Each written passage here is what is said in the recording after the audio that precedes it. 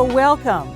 My name is Teresa Daniel. I'm a Dallas County Commissioner, and we are at my Road and Bridge District 1 office area. This includes 12.5 acres that, through a partnership with Texas A&M AgriLife and the Texas Master Gardeners, has produced what you see here. And what is behind me are grapes that are about ready to be harvested. In addition, lots of fruit trees, fruit bushes, tomato plants, and a whole variety of planting that the master gardeners have tended to, have fed, watered, and are now ready to harvest. So welcome to this wonderful experience. Hi, I'm Sherry Walker, Master Gardener Class of 2018, and we're out here in our vineyard, and today we're harvesting grapes, which we've been doing for pretty much all summer. We have 9 varieties of grapes growing out here, and they don't all ripen at the same time. So we've been harvesting once or twice a week since the end of June, and we'll continue at least through September. When we're walking down the rows looking to see which grapes are ready to pick, we use our eyes, of course, but we also rely on our senses of touch and taste. The Southern Home, for example, is one of our muscadine varieties. These grapes turn purple when they're ripe. And so just looking, you would think that these grapes here that are nice and purple would be ready to pick. But when you squeeze them gently, they're still pretty firm. So these need to stay on the vine a little bit longer so that they can get softer and sweeter. Now, this Triumph, on the other hand, is another one of our muscadine varieties. And these grapes don't turn a really dark color like the Southern Homes do. For instance, this one is just kind of a pinkish tan color. But when you squeeze it, it's soft. And if you taste it, it'll be really sweet. When we're harvesting the muscadines, because of the way they grow on the vine, we pick them one at a time. They do grow in loose clusters, some of them, but the grapes are attached so loosely to the stem, especially when they're ripe, that if you try to take a whole cluster at once, half of them fall to the ground before you can get them into your bag.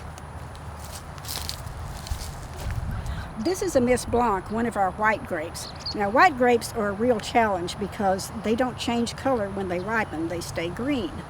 So here's one of the clusters. As you can see, it's still green. In addition to looking for very subtle changes in the appearance of the grapes, we rely heavily on whether or not the grapes are soft and released from the stem easily, and especially if they're sweet. This is a bunch grape. They grow in clusters, very tight clusters, and they're smaller than the muscadines. So when we harvest these, we take the whole cluster. As these grapes ripen, the sugar flows from the top of the cluster down to the bottom.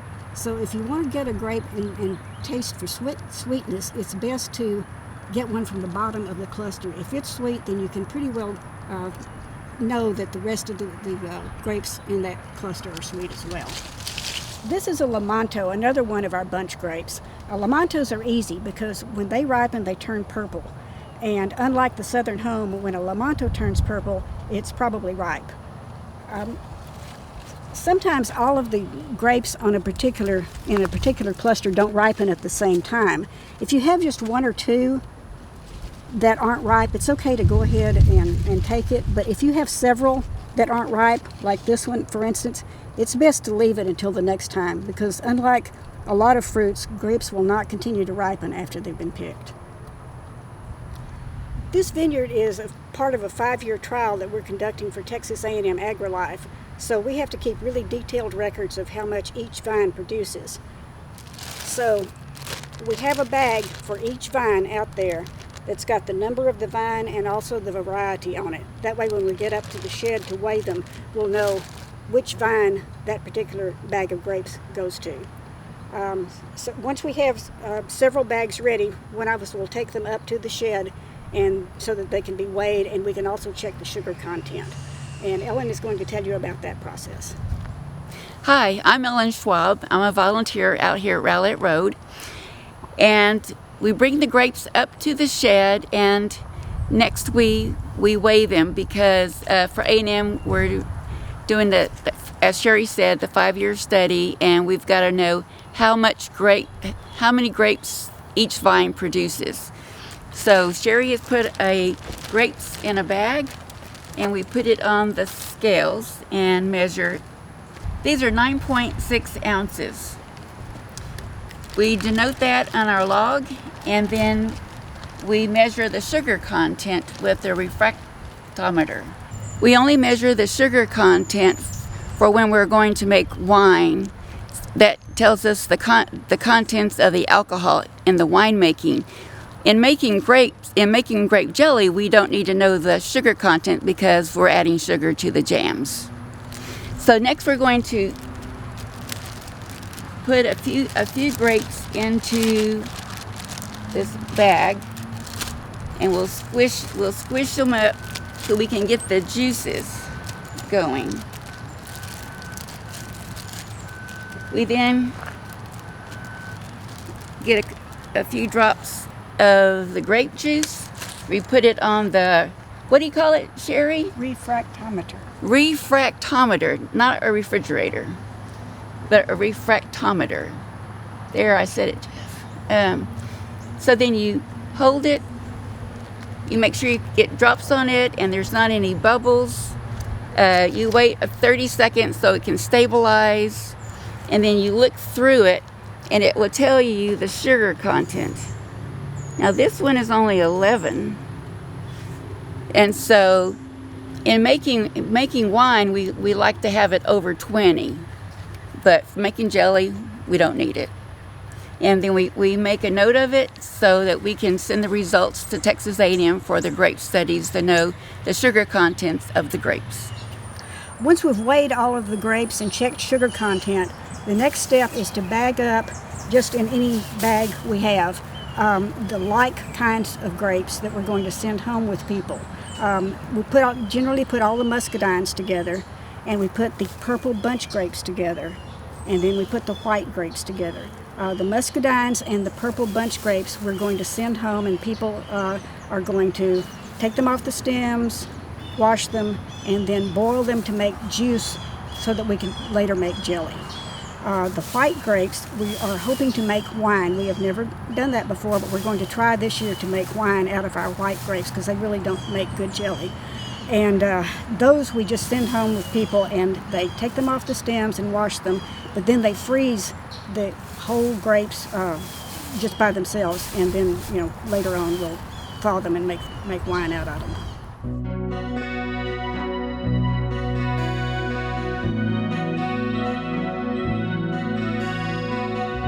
Our next step is to make some jelly out of the grapes that we picked. Here's some of those grapes. They're the muscadines, and we have taken them home and washed them, and they're ready to be mashed and made into jelly. This is Elaine David. We're in her kitchen, and she is going to take us through the process of boiling these grapes to make juice. Okay, so we take our grapes. They've still got the skin on them, seeds and all. We're going to pour them into a big saucepan on the stove. We're going to add water, not a lot of water, just until you can see the water in the pan. Some recipes call for measuring the water. We have found that step is not really necessary. You don't want a whole lot. You just want to be able to see the water come up through the grapes. You can see it's just about to appear. Not covering the grapes with water, that would really make a watery product. So, now that we've got the water added to the grapes, turn it on, bring it to a boil, let the grapes cook about 10 minutes. While they cook, we're going to take a potato masher. We're going to mash them to release the seeds.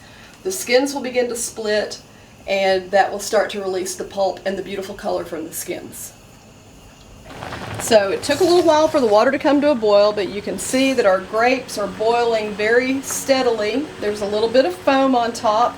The skins are beginning to split, and you can even see some seeds coming to the surface. Just continue to take your potato masher, mash through those grapes. We've let them boil about 10 minutes, so we're going to turn the fire off, mash a little more, and let them sit for a while. You can drain it within 10 or 15 minutes if you need to. But if you're not hurried for time, it's better to let the grapes sit for a while because it just releases more of the color from the skins into your finished product, making a very pretty, colorful jelly.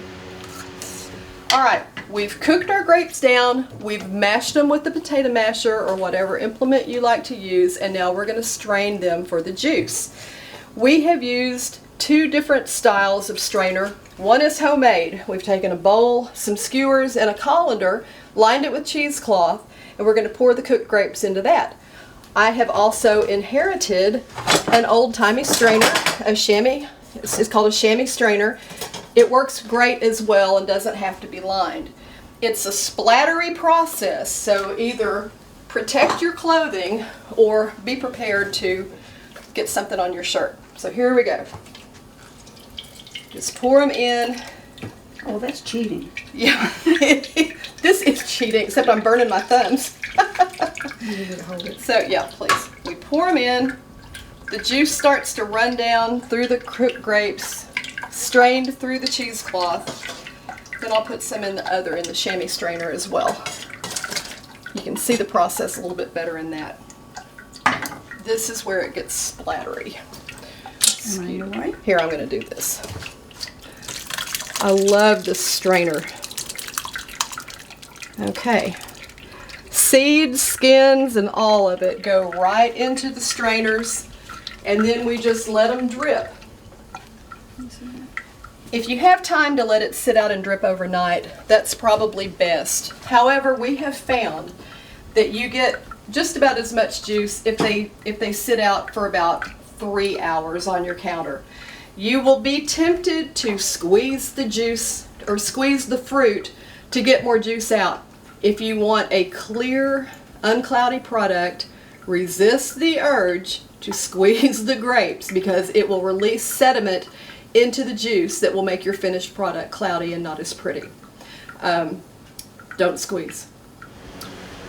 Okay, so we've got our strained juice measured for our recipe. For our jelly, for the recipe, we always use sure gel pectin. So the recipe in the box calls for 5 cups of juice and then 7 cups of sugar. So we've measured out our strained juice. We've got actually a little bit more than 5 cups. We have about 5 1/3 because that's what we came up with. But that's okay, it won't affect our process any. So to begin making jelly, you put your juice in a pan with a heavy bottom. You sprinkle your powdered pectin on top. Then you bring it to a boil that cannot be stirred down. Stir the pectin in very well. It will dissolve in the heat. And then you just watch it until it begins to come to a boil. Takes about anywhere from 7 to 10 minutes depending on your stove. Okay, so the juice and pectin mixture has begun to boil to the point where we need to add the sugar. It is at a rolling boil, which means when Sherry stirs through the bubbles, it continues to boil. It can't be stirred down. So at this point, we add the sugar. We add our 7 cups. Let's see, Sherry, let me trade places with you. And Sherry's going to continue to stir the sugar in. You want to pour it slowly and stir it thoroughly. Otherwise, the sugar has a tendency to clump up when it hits the hot juice. And sometimes it stays in there in clumps for a while. So if you whisk on through it, it will disseminate very quickly into the juice. And after all the sugar is added, we're going to bring it back to a rolling boil that can't be stirred down.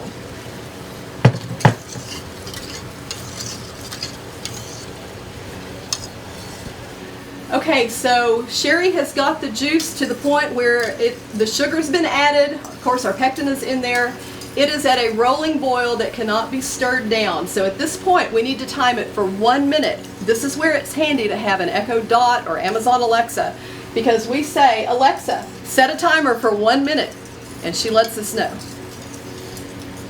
Alexa, Set a timer for 1 minute. 1 minute, starting now. And Sherry will continue to stir the juice constantly so that it doesn't scorch because it's got sugar in it. And at the end of a minute, that's when we begin to jar it up and get ready for the hot water bath. If you are averse to the foam that collects on top of your product, you can add up to a ½ teaspoon of butter or margarine. We didn't do that this time, but it will cut down on the foam. Okay, Alexa, stop the timer. Okay, now we gotta get our jars out. We've put our jars in the dishwasher because they're new. We wash them, of course, but also we leave them in the dishwasher to stay warm until we're ready to put the hot jelly in the jar. Also, our rings are washed, our lids are washed and ready to go. The lids have got the rubber seal on them, which is activated by heat. They don't have to be in hot water, but they do need to be in warm water to kind of get that rubber seal pliant, so that when we put them on top of our filled jars and we put it in the hot water bath, it makes a good seal. Okay, so our jelly's cooked and we're ready to put it in the jars. This is the messy part, the other messy part. Actually, it's probably all pretty messy. We have got a skewer marked with our 1/4 inch to denote where our head space is in the jar. So Sherry is looking at the mark on the skewer to be sure that we leave a 1/4 inch of head space in each jar so that the juice has got, the jelly has got room to expand during the canning process in the hot water bath. There's no right or wrong way to get it from the pan to the jar. We use a coffee cup. We've used a lot of different things and we've made a mess every single time, so this seems to work about as good as anything. One good thing about making a mess, about the drips falling on our protective foil here, is we can kind of gauge, as the jelly drips cool off, how well our product is gelling. When it's hot, of course, it's pretty liquid. It's hard to imagine that someday this is going to be jelly. But in a couple of minutes, we'll be able to run a finger through the jelly that's dripped on the foil, and we can tell how well it's beginning to set as it cools. How are we doing?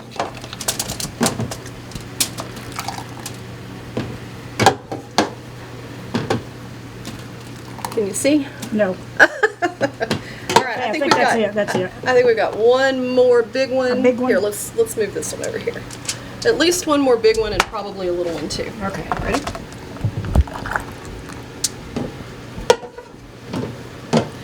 Oh yeah. Okay, let's do a little bit more. Okay. Okay. Little one? Yeah, I think a little one. Okay. I don't think we've got quite enough for a big one. Okay.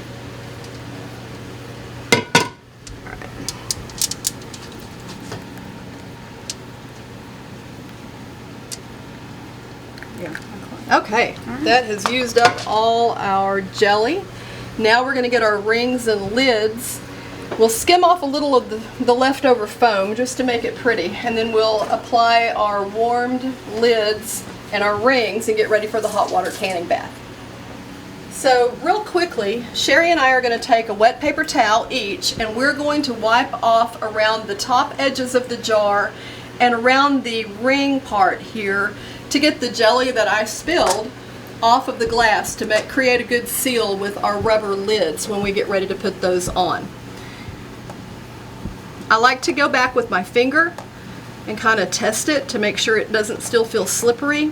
It should feel clean, like squeaky, like clean glass when you've got all the jelly off of the edge of the jar. As I mentioned, we do a little informal jelly test by running a finger through the jelly that we spilled on the foil. And look at that. It's already starting to get a good set. So we know that our jelly is going to set just fine and be delicious. Our next step is to take the warmed lids with their rubber seals, put one on each jar, and then take our rings, screw them on, just finger tight, not super tight, just finger tight so that they don't come off. Each of our jars is going to get a lid and a ring like that. Once we've got all these topped off with our lids and our rings, we'll be ready to put them into the jar lifter for the next step, which is our hot water process.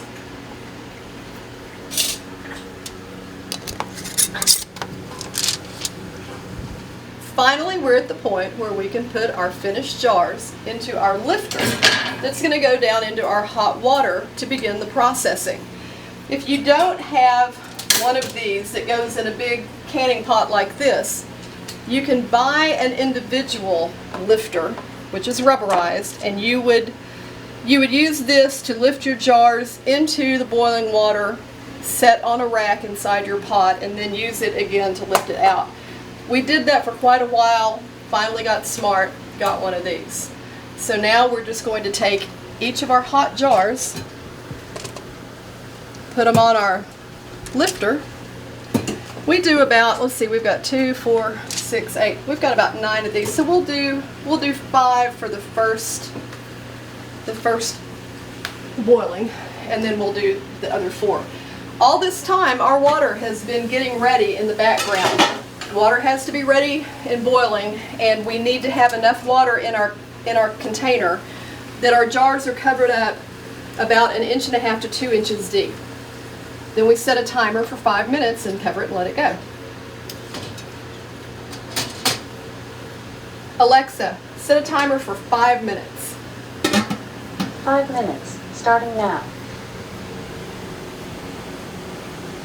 Our timer has ended, so it's time to lift our jars out of the boiling water. Usually I get burned at this point because the handles always fall down inside. We're going to lift it out. I may be on fire. Am I on fire? We're going to bring those over here and set them out on the countertop to cool. The exciting thing about the jars beginning to cool is very shortly we will hear the characteristic pop as the lids begin to seal, and we know that our process is finished. We're going to let those cool while we process these other 4 jars. Set these on the rack, put them back in for another 5 minutes. If you're making jelly, you process for 5 minutes. If you're making jam, you process for 10 minutes. So be sure you process for the correct amount of time that your recipe calls for. Okay. Woo.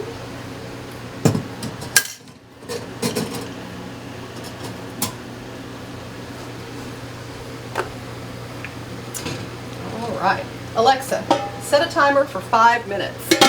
By the way, 5 minutes, starting now.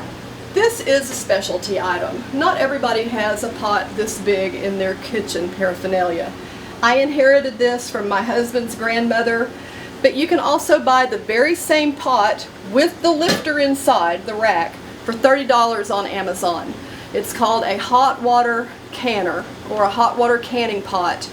You can also use the lifter that we demonstrated earlier with the handles, and that comes with a little rubber rack that goes in the bottom of your pot. You just don't want your glass jars sitting on the bottom of the pot directly in contact with the heat and the metal, because they can break that way. When the jars come out of the hot water bath and you set them on the countertop, the little dome in the middle of the lid will still be popped up a little bit like that. As they begin to seal, you'll hear the characteristic pop. Hopefully we can get one in a minute. And the little raised dome will be concave instead of convex. There went one. Okay, so now we're going to get our second batch of jelly out of the canning pot. Try not to set myself on fire or burn myself this time. Once again, we just lift them out, bring them over. I like to dry off the lids. There's always some collected water on top. And then just wait till we hear the pop. Of the 5 that we brought out last time, 2 of those have not yet sealed, but I don't think that's going to be an issue. So now we'll wait. Here is our finished product, a beautiful jar of muscadine jelly. So our last step at Rowlett Road is to label these and get ready for selling as a fundraiser to further our efforts in the garden. If you're giving these as gifts, you might also want to watch how we label them and tag them. Of course, if you're just using this for your home purposes, you won't want to put anything fancy on them. But what we do is we have these little cards that have our name. We write the variety of jelly, whether it's fig jam, blackberry. Today, of course, it's muscadine. It gives some information on the back about our gardens. And then on the top of our jars, we have this label that gives all the legal mumbo jumbo that we have to include, especially the fact that our jelly is made in a home kitchen by, how would we say that? By people who have food handler certifications. Yes. So that's what Sherry and I are going to be doing now, is tagging and labeling our jars that we've made. Hope you've enjoyed our video.